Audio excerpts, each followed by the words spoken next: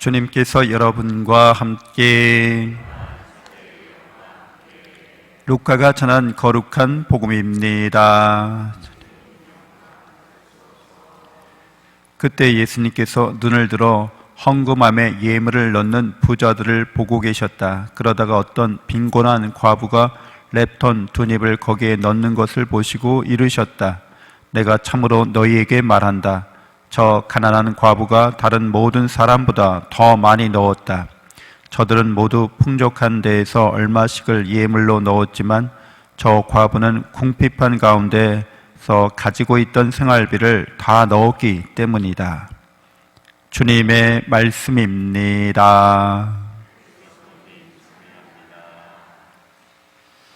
참 예수님, 하나님의 복동이 고맙습니다. 고맙습니다. 네, 다니엘서의 말씀을 보면 이 다니엘과 그 친구들은 바빌론 제국의 포로 생활을 하면서도 자신들의 신앙을 따르려고 합니다. 이방인들의 생활 풍속을 거부하고 있는 거죠. 유대인들이 세계 각지에 흩어져 살았지만 그들의 민족 풍습을 따라가지 않고 고유한 자신들의 생활 방식, 종교적인 생활 방식을 고수합니다. 그래서 섞이지 않았던 거죠.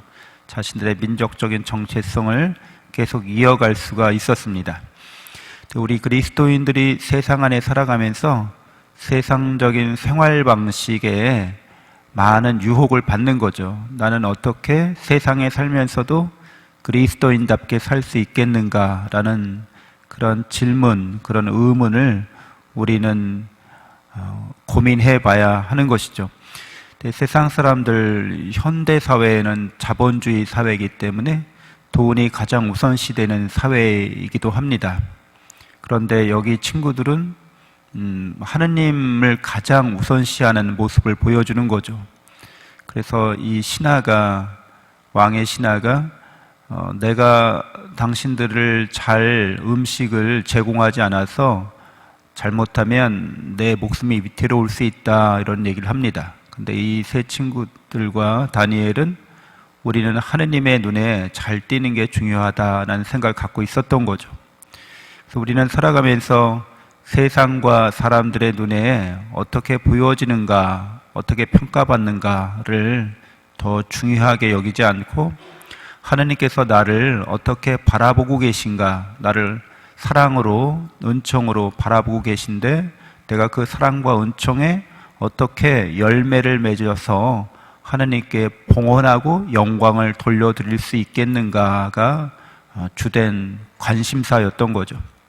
그래서 우리는 이 구약에 등장하는 다니엘과 그 친구들이 하느님과의 사랑과 은총의 관계 안에 늘 머물러 있는 사람들이라고 봅니다. 그래서 그들은 세상적인 평가가 어떻든 상관없이 자존감을 갖고 있습니다. 그 자존감이라고 하는 것은 하나님의 사랑과 은총으로 말미암은 것이기 때문에 누구도 흠집을 낼 수가 없는 거죠. 고귀하고 신성한 존재로서 하나님의 사랑과 은총 안에서 자기 자신을 인식하고 있습니다. 그러나 이런 자존감이 없는 사람들은 다른 사람들이 나를 어떻게 평가하는가에 전전긍긍합니다. 사람들이 이렇게 보면 내가 정말 망신살일 텐데, 내가 위태로울 텐데, 여러 걱정과 근심에 쌓여 있는 거죠. 그러나 하느님의 사랑과 은총 안에서 그분의 자녀라는 것을, 늘 그분이 한결같이 성실하게 우리를 사랑한다는 것을 깨닫고 믿는 사람들은 그런 세상적인 자존심이 아니라 거룩한 자존감을 갖고 있는 거죠. 그러니까 이런 사람들은 하나님의 사랑과 은총을 믿고 있기 때문에 늘 하나님께 사랑으로 자기 자신을 봉헌할 줄 압니다. 그래서 오늘 가난한 과부가 렙돈 2닙을 봉헌합니다.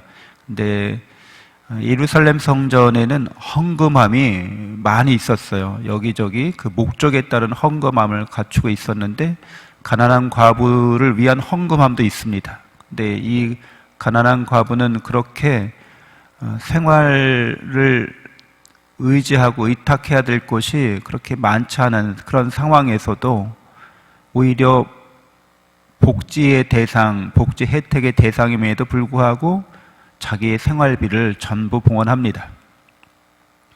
과부가 이렇게 자기 생활비를 전부 봉헌할 수 있다는 것은 세상적인 방식에 어울리지 않습니다. 오히려 도움을 구걸해야 되고 자기를 위해서 모아야 될 사람이 하느님께 봉헌한다는 거죠. 또 가난한 사람들을 위해서 가난한 사람이 봉헌한다는 거죠. 이 가난한 과부에 대해서 예수님이 칭찬하고 계십니다.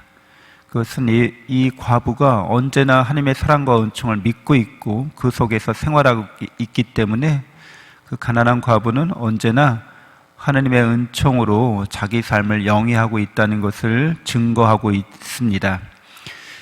우리가 신앙적인 결단을 내려야 할 때가 있는 거죠. 세상적인 삶의 방식에 대안이 되는, 대조가 되는, 빛과 소금이 되는 역할을 실천해야 될 때가 있습니다. 그럴 때 내가 하나님께로부터 받은 것들을 감사하면서 하나님께 봉헌할 때 11조의 정신을 갖고 하나님께 내가 구원 사업을 위해서, 교회를 위해서 봉헌할 때 세상 사람들은 야, 그거 적금 들어라, 너 그거 투자해라, 너 그거 너를 위해서 뭔가를 써라 하고 소비를 부추깁니다. 그리고 자기 자신을 위한 저축을 부추깁니다.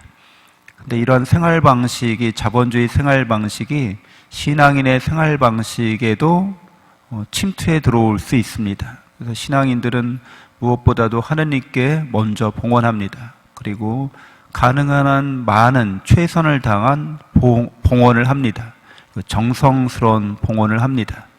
우리의 삶이 온전하게 하나님께서 주신 것이기에 우리도 세상적인 생활 풍습을 따르지 않고 하나님께 우리 자신을 온전히 봉헌하는 가난한 과부의 신앙을 본받을 수 있어야겠습니다. 잠시 눈을 감고 기도하겠습니다.